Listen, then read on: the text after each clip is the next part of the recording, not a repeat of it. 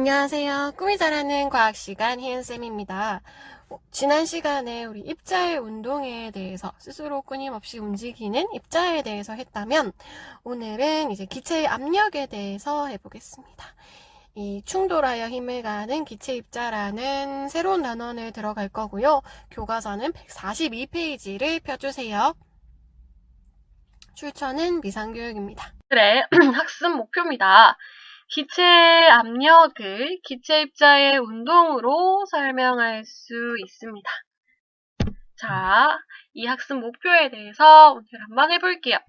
자, 에어백을 가지고 무거운 차를 들어 올릴 수가 있을까요? 에어백 가지고 이 무거운 차를 들어 올릴 수 있을까요? 그 원인은 무엇일까요? 들어 올린다면? 오늘 내용을 배운다면 할 수 있을 겁니다. 자, 그러면 영상 하나만 먼저 보고 시작할게요.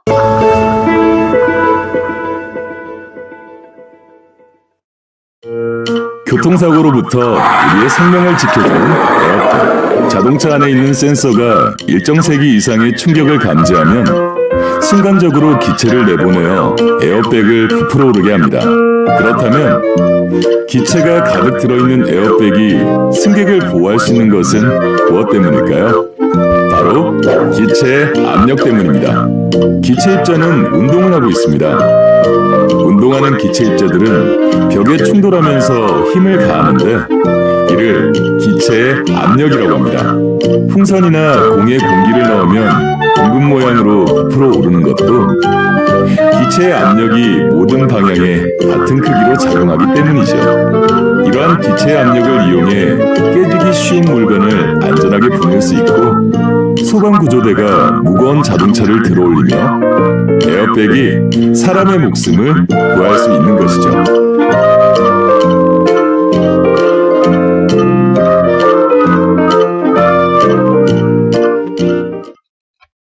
자, 그러면 방금 에어백이 자동차를 들어올린 이유에 대해서 영상에서 보셨잖아요?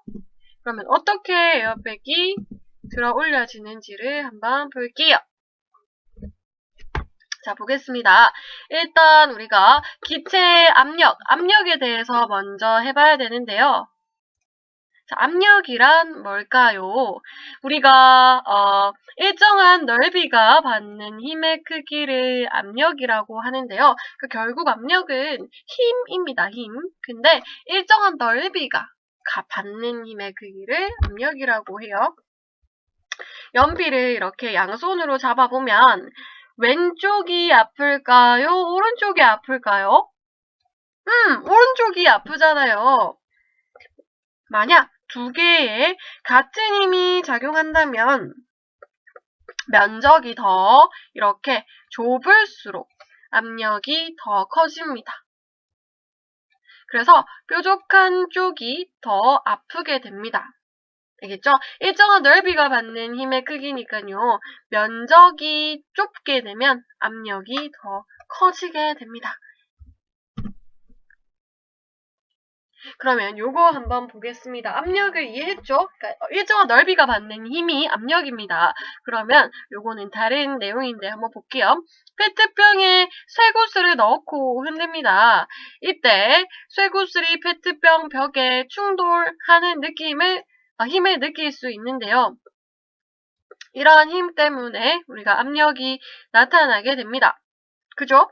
압력이 뭐라고 했어? 일정한 넓이에 작용하는 힘이라고 했잖아. 그럼 쇠구슬을 막 흔들면 쇠구슬이 서로 이렇게 부딪히면서 페트병을 밀어내겠죠? 그러면은 페트병 벽에 이렇게 충돌하는 힘을 느낄 수 있는데 이러한 힘이 내가 느낄 수 있는 압력이 됩니다. 그러면 똑같아요. 쇠구슬이 움직이는 것처럼 기체 입자도 끊임없이 움직이는 겁니다. 끊임없이 운동을 하면요. 용기벽에 이렇게 충돌하게 되는데요. 그러면 이 기체 입자가 운동하는 거에 의해서 용기벽에 충돌하는 힘이 생기겠죠. 그러면 이 힘 때문에 결국 압력이 생기는데 이거는 누가 생기는 압력? 누구 때문에 생기는 압력? 기체 때문에 생기는 압력이죠. 그래서 기체의 압력이라고 합니다. 그러면 아까 쇠구슬은 뭐에 비유된 거죠? 기체 입자에 비유된 거고요. 쇠구슬이 페트병 벽에 충돌하는 거는 그쵸. 기체 입자가 용기 벽에 충돌하면서 압력이 생기는 거죠. 그러면 기체의 압력은 어떤 방향으로 작용할까요? 아까 쇠구슬 이렇게 보셨죠? 쇠구슬 어떤 방향으로 작용하나요? 쇠구슬의 방향이? 지금 어떤 방향이 정해져 있지 않죠? 네, 어떤 방향이 정해져 있지 않고 마음대로 움직여요. 랜덤으로 움직인단 말이야. 그래서 모든 방향으로 작용합니다.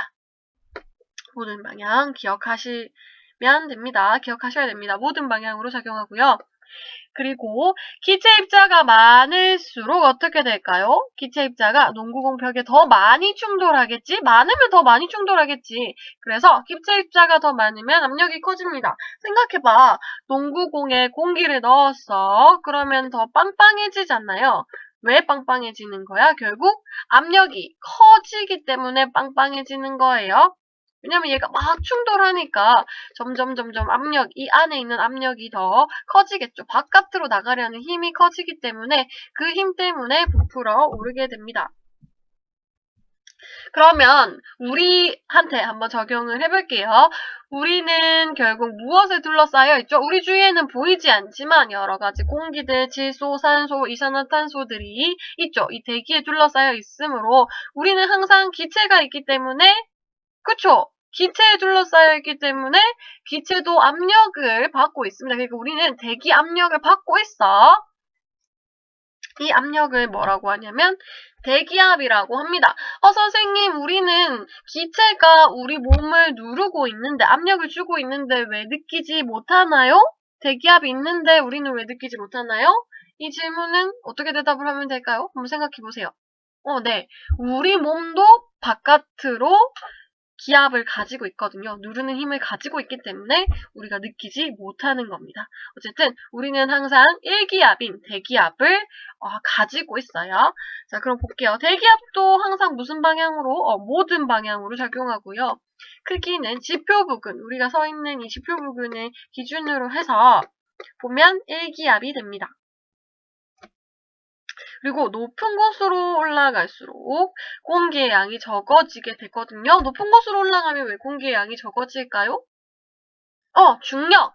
원래 공기가 중력 때문에 있는 건데 높은 곳으로 올라가면 지구 중심과 멀어지면서 중력이 작아지거든요. 그러면 공기를 잡고 있는 중력이 작아지니까 공기도 적어져요. 희박해지죠. 그래서 산에 올라가면 공기가 희박해지잖아요. 공기의 양이 적어지므로 대기압도 점점 작아지게 됩니다. 네, 미션입니다. 기체 입자가 일정한 넓이에 충돌할 때 가하는 이 힘의 크기를 무엇이라 할까요? 일정한 넓이에 충돌할 때 가하는 힘의 크기 앞에 보셨다면 할 수 있습니다. 자, 내일 봐요.